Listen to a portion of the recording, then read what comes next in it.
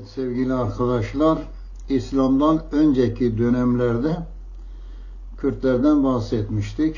Şimdi bundan sonra İslam egemenliği döneminde Kürtlerin halleri ve iktidarlarını anlatmaya çalışacağız.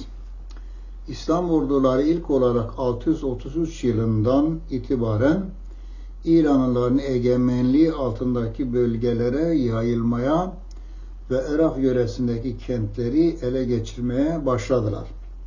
Sasaniler ile Müslümanlar arasında ilk büyük savaş Ömer bin Hattab döneminde 637'de Dicle kıyısındaki Kadisiye'de meydana geldi. İranlılar yenildiler.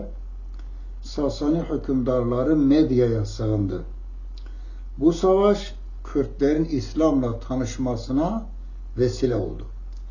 Kürtler ve diğer İrani halklar ile Müslümanlar arasındaki ikinci büyük savaş 642'de Medya'da Navend yakınlarında meydana geldi.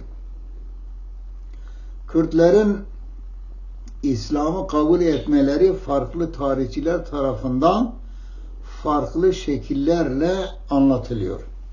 Ben burada bu konuya fazla değinmeyeceğim.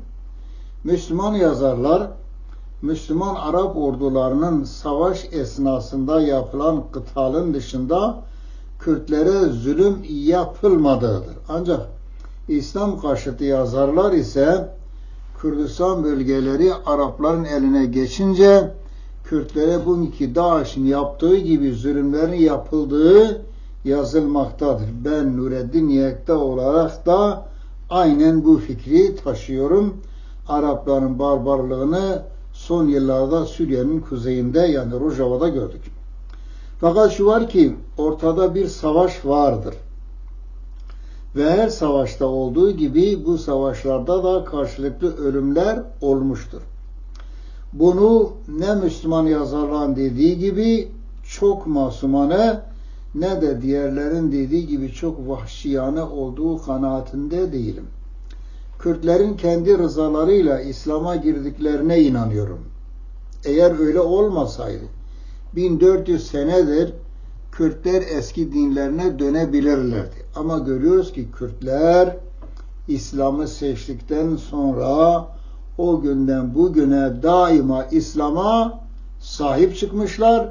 Her zaman dinlerine sıkı sıkıya bağlı kalmışlardır ve İslam'a büyük hizmetler yapmışlardır.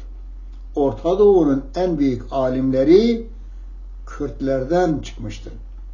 Ömer bin Hattab zamanında Ahmet, Urfa, Mardin ve Musul çevreleri İslam devletine katıldı.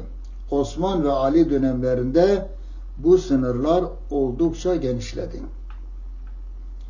30 yıllık hilafetin bitiminden sonra Araplar İslam'ı kendi ırk ve saltanatları için kullandılar. Egemenlikleri altına aldıkları halklara zulmettiler. Emeviler döneminde birçok karışıklıklar oldu ve diğer halklar gibi Kürtler de Emevilerden çok çekti.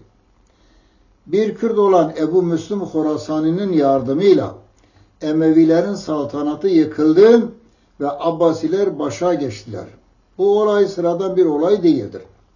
Yönetim Emevilerden Abbasilere geçti ama yönetimde Emevilerden pek farkları olmadı. Abbasiler de çeşitli zulümlere imza attılar. Hilafet döneminin bitmesiyle ki ben hilafetin Hazreti Ali'nin şehadetiyle bittiğine inanıyorum. Şahs olarak söylüyorum bunu. 10. yüzyılın başlarından itibaren sözde halifeye bağlı ama gerçekte ise bağımsız hükümdarlar ortaya çıktı. Ve bunlar Kürdistan ve işgal ettikleri bölgelerde tarihte küçümsenmeyecek izler bıraktılar. Allah'a emanet olun değerli kardeşlerim.